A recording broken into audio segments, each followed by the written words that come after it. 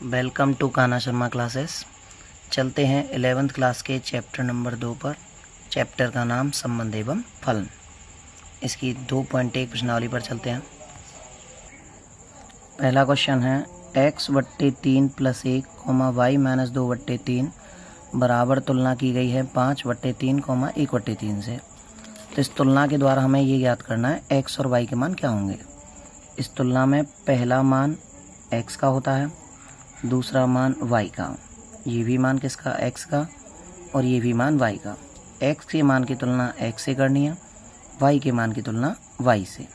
x का मान उतार लीजिए, पूरा मान x/3 + 1 बराबर में x का ये वाला मान उतार लीजिए 5/3। अब इसकी तुलना कैसे करेंगे, +1 को पहले गिनती की तरफ ही ले जाएंगे, उधर किसकी हो जाएगी, उधर जाके माइनस की, 5/3 - 1। अब बट्टे 1 मानकर एलसीएम लेंगे, सॉल्व करेंगे।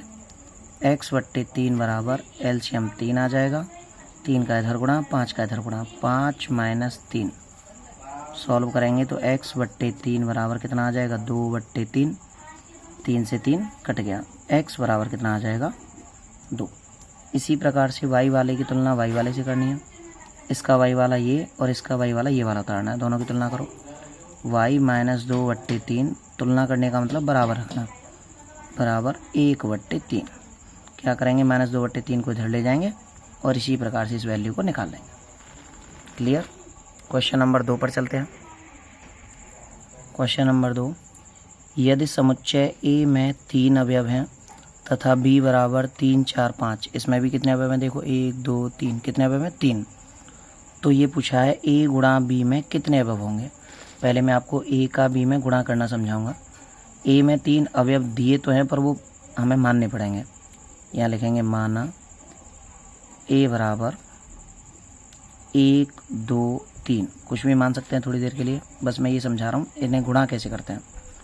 B बराबर 3, 4, 5 और मैं A का B में गुणा करना हो, A गुणा B, तो गुणा करते हैं। पहली संख्या का इन तीनों संख्याओं में गुणा करेंगे और गुणा बस लिखना है आपको ऐसे, पहला कॉमा दूसरा, पहला कॉमा दूसरा, पहला कॉमा दूसरा। मतलब हर बार छोटे कोष्टक में x y के मान लिखने हैं, बस केवल 1 के साथ लिखना है किसको, 3 को, फिर इसी 1 के साथ लिखना है किसको, 4 को, फिर इसी 1 के साथ लिखना है किसको, 5 को। केवल इनके साथ लिखना है, कोई गुणा नहीं करना है ऐसे कि 1 या 3 हुआ, 1 चक 4 हुआ, नहीं, नॉर्मल। ऐसे 2 का गुणा करेंगे हम इन तीनों में, कैसे लिखेंगे, 2 के साथ 3 को, 2 के साथ 4 को, 2 के साथ 5 को। ऐसे 3 का गुणा करो, 3 के साथ 3 को, 3 के साथ 4 को और 3 के साथ 5 को। अब इसमें कितने अवयव आए, 1, 2, 3, 4, 5, 6, 7, 8, 9। A गुणा B में कितने अवयव आए, 9। इसमें तो मैं डायरेक्ट भी बता सकता था कि A में जितने अवयव हैं उसे लिख लीजिए, गुणा B में जितने अवयव हैं उसे गुणा में उतने लिख लीजिए। 3 ही अवयव हैं B में भी, देखो इधर 1, 2, 3, तो इनका गुणा कर लो। 3 गुणा 3, अवयवों की संख्या कितनी हो जाएगी, 9। अगर अवयवों की संख्या ज्ञात करनी हो तो ये है, और पूरे अवयव ज्ञात करने हो कि तरीका क्या है तो वो ये है। आगे चल के भी क्वेश्चनों में पूछा जाएगा, यही तरीका लगेगा। चलिए नेक्स्ट क्वेश्चन नंबर 3 पर चलते हैं आगे। क्वेश्चन नंबर 3 देखिए, G बराबर दिया हुआ है मझला कोष्टक में 7, 8, H बराबर दिया हुआ है 5, 4, 2। पहले तो हमें G का H में गुणा करना है।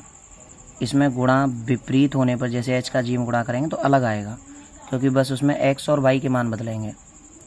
G का गुणा अगर H में कर रहे हैं तो G डिपेंड करेगा x के मान पर और H डिपेंड करेगा y के मान पर, और अगर H का G में गुणा कर रहे हैं तो H डिपेंड करेगा x पर और ये डिपेंड करेगा y पर। तो कोष्टक में पहले गुणा करना है G के पहले मान का H के सभी मानों में। पहले 7 का गुणा किस में करेंगे, 5 में। पिछले क्वेश्चन में बता चुका हूँ, गुणा का मतलब यहाँ ऐसे लिखना है 7, 5। दूसरा 7 का गुणा किस में, 4 में, 7, 4।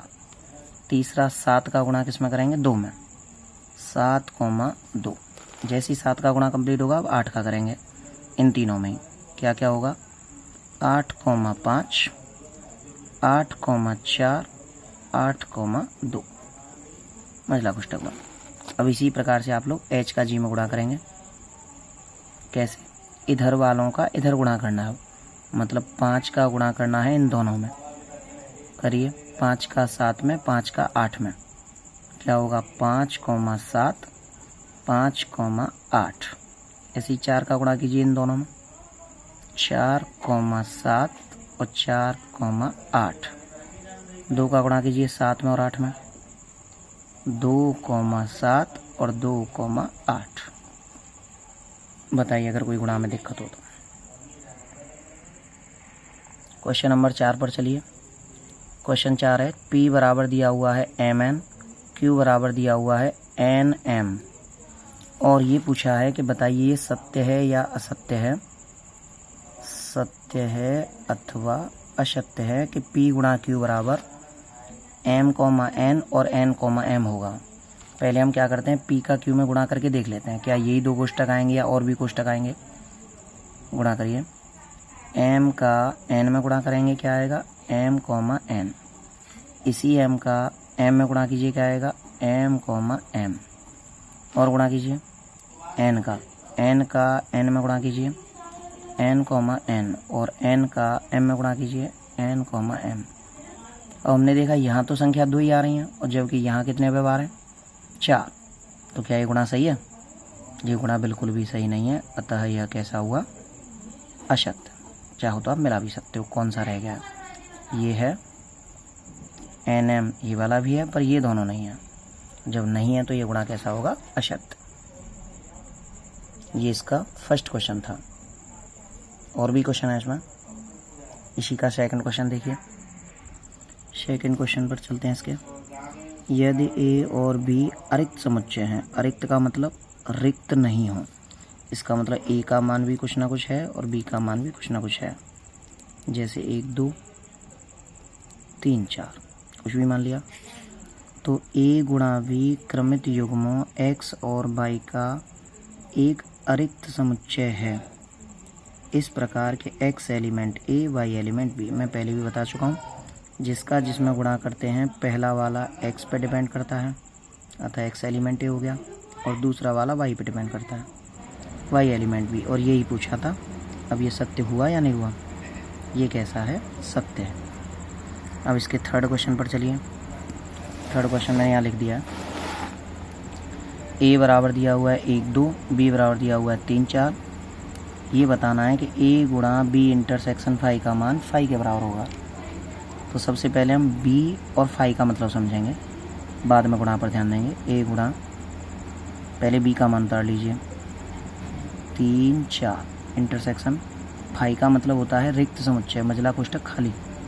अब खाली वाले और भरे वाले में क्या कॉमन आएगा?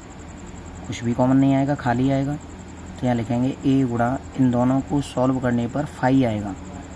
फाई एक तरीके से जैसे 0 होता है, 0 का गुणा किसी से करते हैं तो 0 ही आता है, ऐसे ही फाई का गुणा किसी से के साथ करेंगे तो फाई ही आएगा। और देखो मैं आंसर भी फाई ही दिया हुआ है। कैसा हुआ? सत्य है। एक और बार देख लीजिए, इन दोनों में कॉमन छांटना है, कुछ भी कॉमन नहीं है। कुछ भी कॉमन नहीं है का मतलब हो गया फाई। फाई का किसी के साथ गुणा करते हैं तो फाई ही आएगा, अतः यह कैसा हुआ? सत्य।